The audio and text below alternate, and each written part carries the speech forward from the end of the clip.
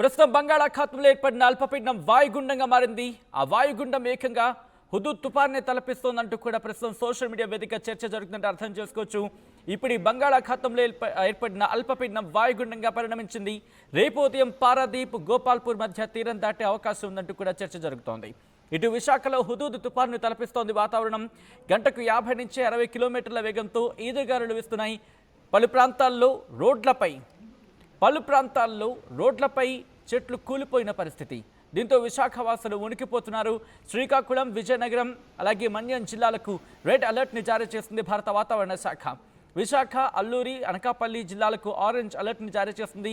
తూర్పుగోదావరి, అంబేద్కర్, కోనసీమ జిల్లాల్లో భారీ నుంచి అతి భారీ వర్షాలు కురుస్తాయంది వాతావరణ శాఖ.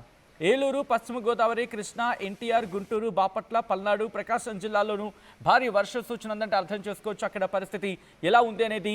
ఇటు భీకర గాళ్ళు గంటకు 50 నుంచి 60 కిలోమీటర్ల వేగంతో ఈదురుగాలులతో కూడిన వర్షాలు పడుతున్న పరిస్థితి ఉంది అక్కడ. ఈ నేపథ్యంలో ఇప్పటికే భారత వాతావరణ శాఖ ఆంధ్రప్రదేశ్కి సంబంధించి రాయలసీమలోని కొన్ని ప్రాంతాలు మినహా ఇటు ఆంధ్రప్రదేశ్కు రెడ్ అలర్ట్ని జారీ చేస్తుంది. ఆ ప్రాంతాలకు సంబంధించి ఇప్పటికే ఆ భీతవాహ పరిస్థితి ఉంది.